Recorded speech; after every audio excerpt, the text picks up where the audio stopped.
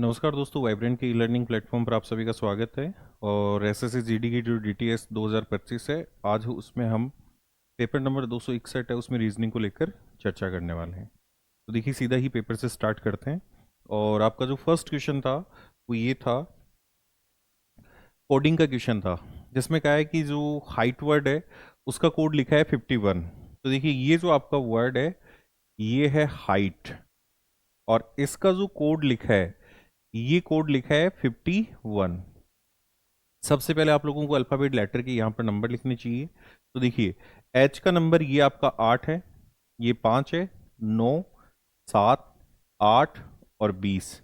सबसे पहले आपको इनको प्लस करना चाहिए। और अगर इनको प्लस करते हैं तो देखिए, 8 5 13, और 13 और 9 प्लस करते हैं तो 22, 22 और 7 29, 29 और 8 आपके पास आ जाएगा 37, 37 और 20 प्लस करते हैं तो ये आपके पास 57 आ रहा है। अब 57 से 51 कैसे ला सकते हैं? -6 से ला सकते हैं। -6, यहाँ पर 6 अल्फाबेट लेटर हैं।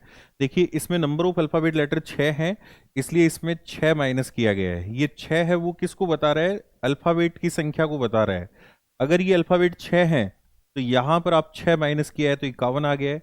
ऐसे देखिए, फुल लिखा है वर्ड आपका, दूसरा और दिया है फुल, और इसका जो कोड है वो आपको 47 दिया है।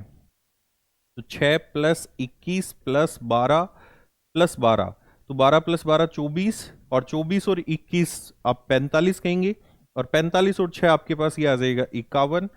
अब 51 में से -4 करेंगे, क्योंकि यहां पर 4 अल्फाबेट लेटर हैं। देखिए, ये जो वर्ड है इसमें 4 अल्फाबेट लेटर हैं, इसलिए आप 4 माइनस करने वाले हो। और अगर 4 माइनस करते हो तो आपके पास 47 आ रहा है। इसी पैटर्न को फॉलो करते हुए आपसे पूछा है कि डिस का कोड क्या होगा। तो देखिए, ये वर्ड है आपका, और इसका कोड निकालना है। तो ये जो डी है इसका नंबर 4 है, 9, 19 और 8। अब आप देखिए, 9 और 4 13, 13 अगर 19 में प्लस करते हैं तो ये आपका 32 आ जाएगा, 32 और 8 40 आ जाएगा।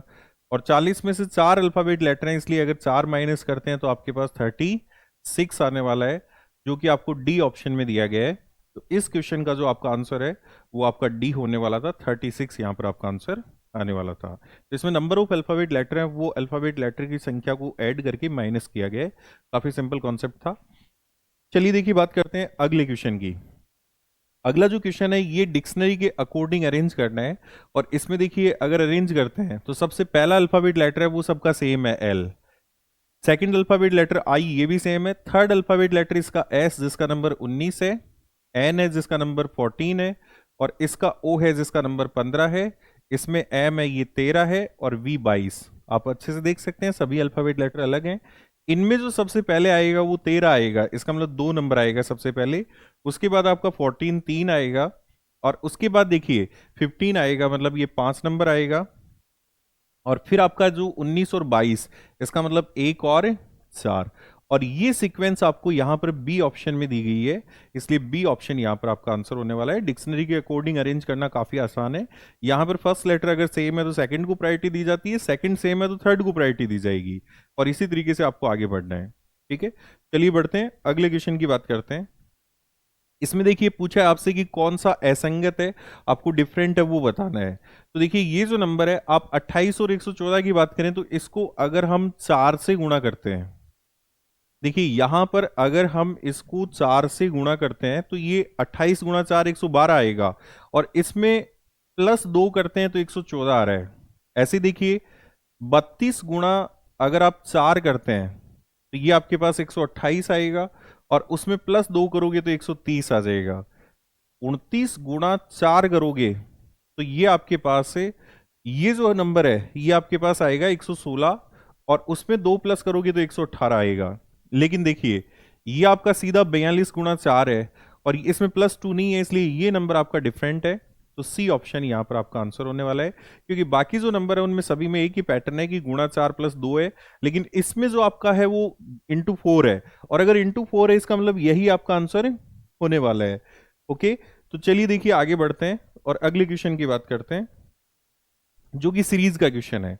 और सीरीज के क्वेश्चन में आप अच्छे से देख सकते हैं कि इसमें काफी ज्यादा नंबर दिए हुए हैं, और अगर ज्यादा नंबर दिए हुए होते हैं तो आपको मल्टीपल सीरीज ट्राई करनी चाहिए, एक से ज्यादा सीरीज हो सकती है। और एक से ज्यादा सीरीज करें ट्राई तो देखिए, ये 12 से 24, और देखिए 24 से 96, तो ये गुणा 2 है। और आप देख सकते हैं ये गुणा क्या है, 4 है। मतलब ये गुणा 2 है, ये गुणा 4 है।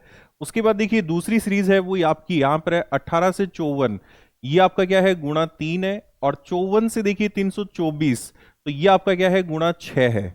इसका मतलब जो भी यहाँ पर गुणा 3 है उसका डबल हो गया है। अब देखिए ये 11 है, 11 से 44, ये गुणा क्या है, 4 है। तो यहां पर आपका जो नंबर आएगा वो आपका क्या आएगा, गुणा 8 से आएगा।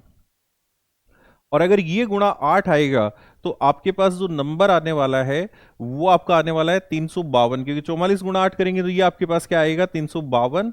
और ये 352 आपको सी ऑप्शन में दिया गया है, इसलिए यहां पर सी ऑप्शन आपका आंसर होने वाला था। नंबर सीरीज का काफी सिंपल क्वेश्चन था।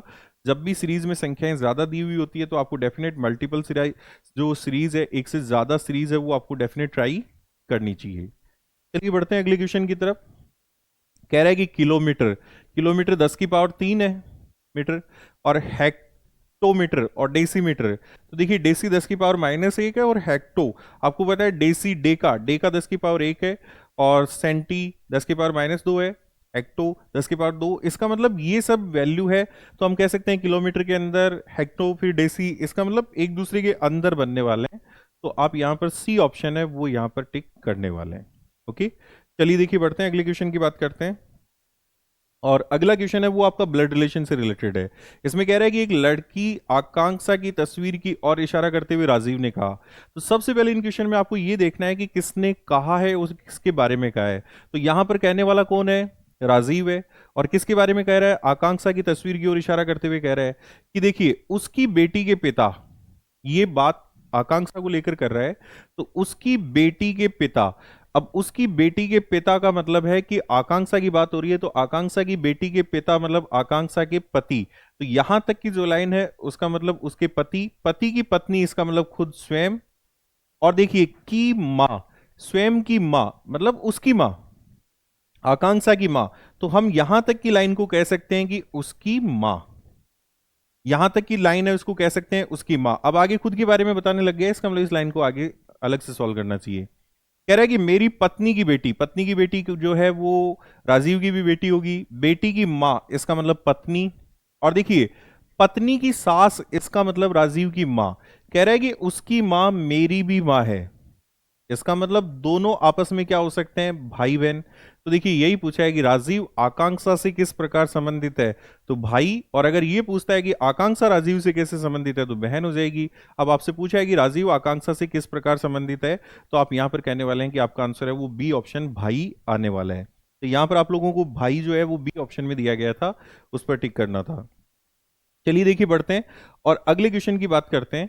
ये कह रहा है कि शाम को सूर्यास्त के समय तिया और रिया एक दूसरे के सामने बैठी है, और कह रहे हैं कि यदि रिया की छाया है वो तिया के बाईं ओर पड़ती है। तो देखिए शाम का वक्त है, इसका मतलब ये तो उत्तर है, ये दक्षिण है, ये पूर्व और ये पश्चिम, ये डायरेक्शन आपकी फिक्स रहने वाली है। जब शाम का समय है इसका मतलब सूर्य है वो पश्चिम दिशा की तरफ होगा, ये आपका सूर्य है। और कोई भी व्यक्ति अगर यहां खड़ा होता है तो उसकी जो परछाई है वो इसी ओर बनेगी, परछाई है वो इसी ओर बनने वाली है। अब देखो ये कह रहा है कि रिया की छाया है वो तिया के बाईं ओर पड़ती है। अब तिया के बाईं ओर पड़ रही है, इसका मतलब तिया का फेस है वो दक्षिण की तरफ है। अगर ये तिया है तो देखिए तिया का फेस अगर दक्षिण की तरफ है तो तिया की बाईं ओर बन रही है, और उसके सामने है वो कौन बैठी है, रिया। देखिए ये रिया है, इन दोनों की जो परछाई है वो इसी ओर बनने वाली है। अब इसी ओर बनने वाली है, इसका मतलब तिया है उसके बाईं ओर बन रही है। देखिए यही कह रहा है कि रिया की छाया, तो ये रिया की छाया है जो तिया के बाईं ओर बन रही है। इसका मतलब तिया है उसका फेस तो क्या है, दक्षिण की ओर है, रिया का क्या है, उत्तर की ओर है, क्योंकि आमने सामने बैठी है। आपसे पूछा है कि रिया का मुख किस दिशा में है, तो रिया का मुख है वो उत्तर दिशा में है। इसलिए आप यहां पर कहने वाले हैं कि ए ऑप्शन यहां पर आपका आंसर होने वाला है। अगर यही मॉर्निंग का टाइम बोलता है तो आपका सूर्य पूर्व की तरफ हो जाएगा और परछाई वो पश्चिम की तरफ हो जाएगी, जस्ट अपोजिट हो जाएगा। ओके, तो काफी सिंपल क्वेश्चन है, परछाई को लेकर आगे बढ़ते हैं और अगले क्वेश्चन की हम लोग बातें करते हैं। कह रहा है ये मैथमेटिकल इक्वेशन का क्वेश्चन है जिसमें आपसे पूछा है कि प्रश्नवाचक चिन्ह के स्थान पर क्या आएगा यदि प्लस और गुणा को आपस में बदल दिया जाए। देखिए कह रहा है कि प्लस और गुणा को आपस में बदल दिया जाए, इन दोनों को आपस में बदलना है, तो यहां पर तो प्लस हो जाएगा और इसकी जगह पर क्या हो जाएगा, गुणा हो जाएगा। और कह रहा है कि माइनस और डिवीजन को बदल दिया जाए, तो इस डिवीजन की जगह तो माइनस आ जाएगा और माइनस की जगह डिवीजन। कहने का मतलब इक्वेशन हो गई है कि 20 minus 5 plus 10 divide by 5 into 2। और आपसे पूछा है कि इस क्वेश्चन मार्क साइन की जगह पर क्या आएगा। तो देखिए सबसे पहले डिवीजन सोल्व होगा, तो ये जो 10 भाग 5 है ये आपके पास क्या आने वाला है, 2 आने वाला है, और 2 गुणा 2 उसके बाद 4 आएगा। तो 20 माइनस 5 प्लस 4 तो ये 24, और 24 माइनस 5 करेंगे तो आपके पास जो वैल्यू है ये 19 आने वाली है। और ये आपको बी ऑप्शन में दिया गया है, तो आप यहां पर कहने वाले हैं कि बी ऑप्शन आपका आंसर होने वाला है। ये काफी सिंपल क्वेश्चन है, आप आराम से कर सकते हैं। मैथमेटिकल ऑपरेशन में इसमें जो इक्वेशन को जो सॉल्व करना है काफी सिंपल होता है, बोर्ड मास के रूल पर ये बेस्ड होता है। चलिए देखिए अगले क्वेश्चन की बात करते हैं, जो कह रहे हैं कि एक घड़ी 2:30 का समय दिखाती है तो जल छवि में उसका समय। अब देखिए जो वोटर इमेज है उसके लिए 36 में से माइनस करते हैं, तो आप यहां पर 36 में से माइनस करना था 2:30, तो 2:30 अगर माइनस करेंगे तो ये आपके पास क्या आएगा, 4 आएगा। और ये 4 आपको सी ऑप्शन में दिया गया है, इसलिए यहां पर आपका सी ऑप्शन है ये आपका आंसर होने वाला था। ओके, काफी सिंपल क्वेश्चन है। आपको बताया था कि दर्पण प्रतिबिंब के लिए, तो देखिए दर्पण प्रतिबिंब के लिए मिरर इमेज के लिए 1160 या 2360 में से माइनस करते हैं, और जल प्रतिबिंब के लिए 36, जिसको हम 1830 लिख सकते हैं, और इसको 1790 या 590 में से भी माइनस करते हैं। अगर मिनट की वैल्यू 30 से बड़ी है तब ये वैल्यू जो मैंने बाद में बताई है उनमें से माइनस करते हैं। चलिए देखिए बढ़ते हैं अगले क्वेश्चन की तरफ।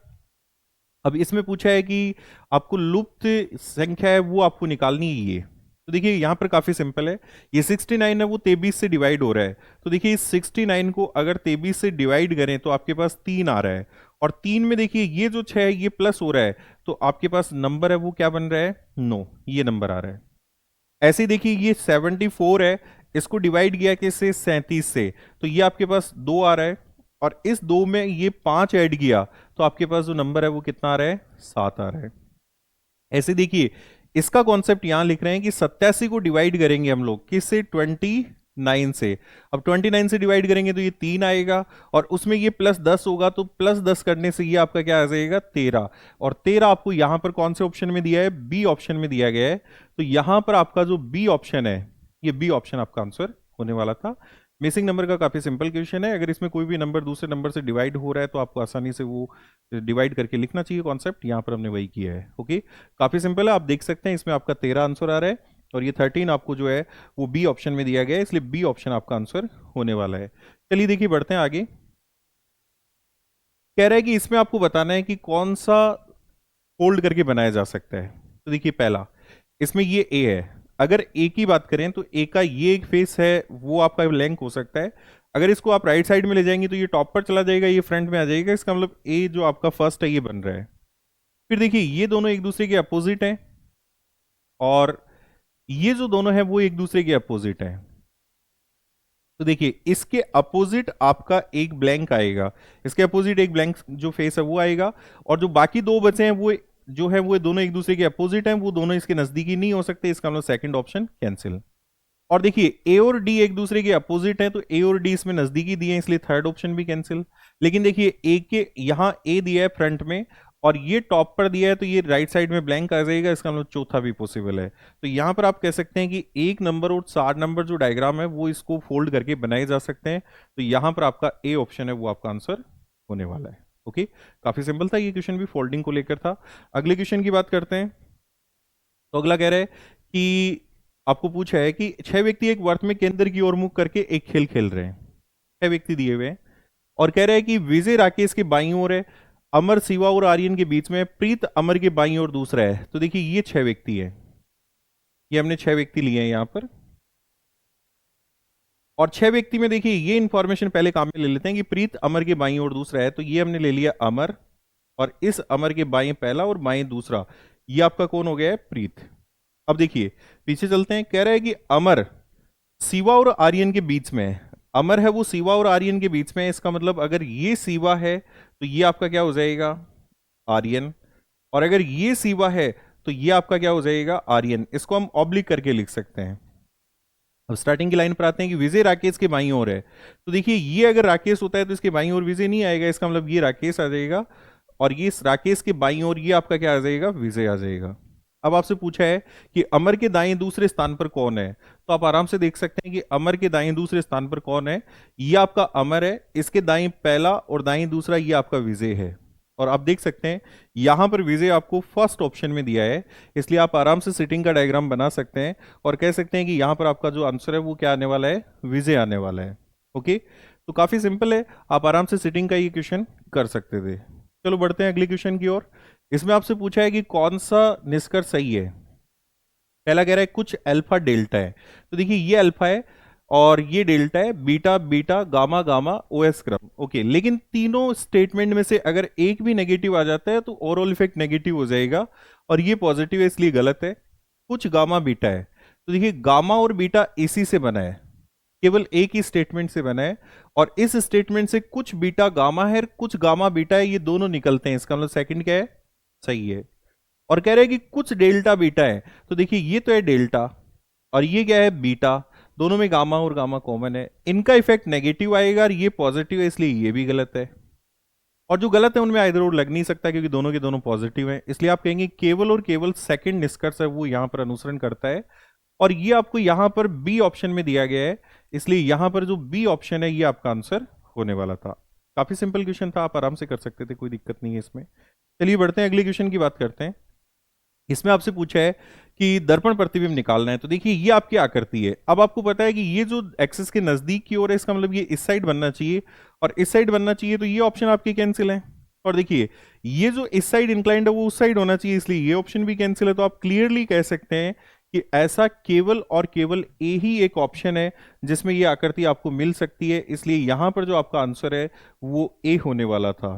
ओके, तो ए ऑप्शन यहां पर आपका आंसर होने वाला था। चलिए बढ़ते हैं अगले क्वेश्चन की बात करते हैं। इसमें देखिए फोल्डिंग है, ये आपकी फोल्डिंग है, फर्स्ट फोल्डिंग है जो कि यहां से नीचे की तरफ। अब देखिए ये सेकंड फोल्डिंग है और सेकंड फोल्डिंग देखिए ये वाला पार्ट है और अगर ये फोल्ड होता है तो यहां इस तरीके से आएगा ये, और इस तरीके से आएगा मतलब इसको वापस अनफोल्ड करेंगे तो आपको यहां पर एक सर्किल मिलने वाला है। और उसके बाद ये एज ए एक्सिस ले लें और इसकी जो इमेज इस साइड बनाएंगे तो सेम आकृति यहां पर फिर से रिपीट हो जाएगी, यहां पर एक सर्किल। और देखिए ऐसा कौन से ऑप्शन में दिया गया है, ऐसा आप देख सकते हैं ये वापस सेम रिपीट हो रही है एक सर्किल, इसका मतलब ऐसा केवल और केवल आपको डी ऑप्शन में दिया गया है। तो डी ऑप्शन यहां पर आपका आंसर होने वाला है, डी ऑप्शन को आपको यहां पर टिक करना चाहिए था। ओके, चलिए बढ़ते हैं अगले क्वेश्चन की तरफ। और अगला क्वेश्चन क्या कह रहा है, आपसे पूछा है कि ये रैंकिंग का क्वेश्चन है और रैंकिंग के क्वेश्चन में देखिए आपसे पूछा है कि मुकेश किसी कतार के आरंभ से चौथे स्थान पर है। तो देखिए ये मुकेश है और ये मुकेश है, ये आरंभ से चौथे स्थान पर है। ठीक है, और कह रहे हैं कि मुकेश और राकेश के बीच में दो व्यक्ति हैं। अब इस लाइन से पता नहीं है कि राकेश उससे पहले है या बाद में है, लेकिन देखिए कह रहा है कि मुकेश के बाद राकेश खड़ा है, तो ये मुकेश है, इसके बाद कौन खड़ा है, राकेश। अब इसके बाद खड़ा है और इनके बीच में जो है वो आपके कितने व्यक्ति हैं, दो व्यक्ति हैं। और देखिए अगर दो व्यक्ति इनके बीच में है तो कह रहा है कि यदि पहले व्यक्ति को कतार से हटा दिया जाए, ये मान लीजिए कि ये फर्स्ट मेंबर है और इस फर्स्ट पहले व्यक्ति को कतार से हटा देते हैं तो इसका स्थान 4 से अब कितना हो जाएगा, 3 हो जाएगा। और पूछा है कि कतार के आरंभ से राकेश किस स्थान पर है, तो अगर राकेश की बात करें ये तीसरे स्थान पर है, तो दो व्यक्ति हैं तो इससे 3 स्थान ये नीचे हो जाएगा, इसका मतलब ये तीसरे पर है तो ये जो है वो छठे स्थान पर हो जाएगा और छठा जो है वो सी ऑप्शन में दिया गया था। तो यहां पर आपका जो सी ऑप्शन है ये आपका आंसर होने वाला था। ये भी रैंकिंग का काफी सिंपल क्वेश्चन था, आप आराम से कर सकते थे, इसमें कोई दिक्कत वाली बात नहीं थी। चलिए देखिए बढ़ते हैं अगले क्वेश्चन की तरफ। पूछा है कि दी गई आकृति में कितने त्रिभुज हैं, और देखिए इसमें अगर ट्राइंगल निकालने हैं तो शॉर्ट ट्रिक आपको अप्लाई करनी चाहिए थी, और वो शॉर्ट ट्रिक है कि n n+2 और 2n+1 डिवाइड बाई क्या है 8। ये आप डायरेक्ट यहां पर अप्लाई कर सकते हैं। अब देखिए n क्या है, n यहां पर देखिए ये जो आपने ये लाइन है इसको आपने इक्वल पार्ट्स में देखा है कि ये 4 पार्ट में डिवाइड है, इसका मतलब n की वैल्यू यहां पर 4 है और इस साइड भी 4 है, तो ये n की वैल्यू 4 हो जाएगी। अब देखिए 4 इंटू 4+2 है, ये आपके पास क्या आ जाएगा, 6 आ जाएगा, और इंटू 4 गुणा 2 8+1 आपके पास ये 9 आ जाएगा, डिवाइड बाई 8।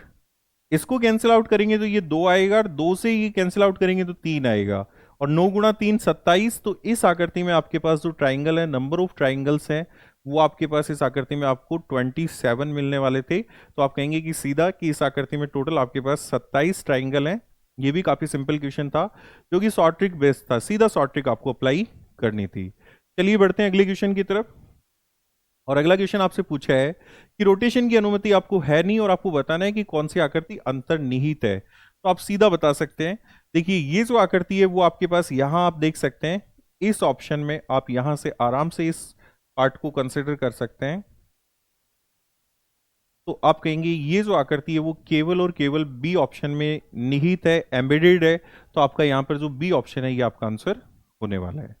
चलिए देखिए बढ़ते हैं अगले क्वेश्चन की बात करते हैं। तो ये जो है ये पूछा है कि अंग्रेजी वर्णमाला के प्रथम अर्धांश के अक्षरों को विपरीत क्रम में लिखा जाए। तो प्रथम अर्धांश आपका ए से एम होता है, ये आपका प्रथम अर्धांश है। और अगर इसको विपरीत क्रम में लिखा जाए तो इसको उल्टे क्रम में लिखने का मतलब इसको एम टू ए लिख दिया हमने। ये जो है ये आपका क्या लिख दिया है, एम टू ए लिख दिया है। और देखिए आपको सेकंड आपके बारे में कुछ नहीं बोला है, तो ये एन टू जेड हो जाएगा। अब कह रहा है कि बाएं से 16वें अक्षर के बाईं पांचवा। तो आपको पता है कि ये बाएं और बाएं आपको दो बार बोल रहा है, और ये बाएं और बाएं दोनों क्या है, सेम है। और सेम के केस में क्या होता है, माइनस होता है। और माइनस होता है तो ये तो 16 है और ये 5 है, इसका मतलब आप यहां पर कहने वाले हैं कि 16 माइनस 5। तो 16 माइनस 5 11। और ये जो 11वां है वो आपका किस साइड से है, बाएं से है। अब बाएं से है, लेफ्ट से है, तो आपको पता है कि अगर नॉर्मली अल्फाबेट लेटर की बात करता है तब तो बाएं से जो 11वां है वो आपका क्या हो जाएगा, के। लेकिन उसने ये नहीं कहा है, उसने कहा है कि प्रथम अर्धांश को विपरीत क्रम में लिखा जाए। इसका मतलब आपको जो भी नंबर लेफ्ट से याद थे वो अब राइट से हो गए हैं, क्योंकि उल्टा लिख दिया है। देखिए दाएं से पहला ये हो गया, अब दाएं से दूसरा इधर से। तो ये कह रहा है कि बाएं से जो 11वां है, अब बाएं से 11वां है वो इस हाफ में आएगा। और अगर सेम अर्धांश में, उसी अर्धांश में डायरेक्शन चेंज करनी है तो आप 14 में से माइनस कर सकते हैं। तो देखिए ये 11 नंबर पर है, आप इसको लिख सकते हैं कि डायरेक्शन चेंज करनी है तो 14 में से माइनस करके 11 कर सकते हैं। और 14 माइनस 11 करेंगे तो ये आपके पास 3 आएगा। और इधर से तीसरा आपको पता है कि क्या होता है, सी होता है। इसलिए आप यहां पर सी ऑप्शन में सी दिया हुआ है, आपका आंसर सी होने वाला था। काफी सिंपल है। इसमें कंडीशन आपका जैसे द्वितीय अर्धांश को विपरीत क्रम में लिख सकता है, या फिर दोनों को लिख सकता है, पूरी वर्णमाला को विपरीत क्रम में लिख सकता है। ये सब कंडीशन आपको दी हुई हो सकती है। अब देखिए पूछा है आपको नॉन वर्बल सीरीज का ये क्वेश्चन दिया गया है। और देखिए नॉन वर्बल सीरीज में आप लोग आराम से बता सकते हैं चेंजेस इसमें, लेकिन मार्किंग यहां पर करेंगे। देखिए ये 3 है वो आपका यहां आ गया है, और ये जो ए है वो इस कॉर्नर में चला गया है, और ये जो आपका स्क्वायर है वो यहां आ गया है। चेंजेस इसमें देखिए आप लोग। और ये एफ और ओ हैं वो आपस में इंटरचेंज हो गए हैं, ओ ऊपर चला गया, एफ नीचे आ गया है। फिर देखिए ये जो आपका ये जो फिगर है ये आपके स्टार्टिंग में आ गया है, 6 यहां मूव कर गया है और ये टी मूव कर गया है। ये मार्किंग हमने यहां पर की है। अब देखिए इससे इसमें चेंजेस है वो हम देखते हैं। तो देखिए ये आपका क्या है, जो ए है वो आपका स्टार्टिंग में आ गया है यहां पर, और ये मूव कर गए हैं दोनों। अब देखिए ये जो आपकी आकृति है वो यहां एफ की जगह पर चली गई है, और एफ मूव होकर टी की जगह, और ये टी आपका यहां आ चुका है। और 3 और 6 हैं वो आपस में इंटरचेंज हो गए हैं। फिर से देखिए आप लोग यहां अगली में देखिए ये ए है वो यहां चला गया है 6 की जगह पर, और ये जो 6 है वो आपका इस कॉर्नर में, और ये ओ यहां गया है। तो आप अच्छे से देख सकते हैं कि ये जो पैटर्न है वही पैटर्न फिर से बन रहा है। ये देखिए ये जो पैटर्न है वो आपका यहां पर बन रहा है, और देखिए ये दोनों आपस में इंटरचेंज हो गई है। ये आपका एफ स्टार्टिंग में आ जाएगा, और टी और 3 है ये मूव कर जाएंगे। तो देखिए ये दोनों पैटर्न सेम है। जब ये दोनों पैटर्न सेम है तो ये वाला पैटर्न अब यहां बनना चाहिए, और ये पैटर्न यहां बनना चाहिए। इसका मतलब 6 तो स्टार्टिंग में आना चाहिए, और ये सर्किल और ये आकृतियां यहां मूव हो जानी चाहिए।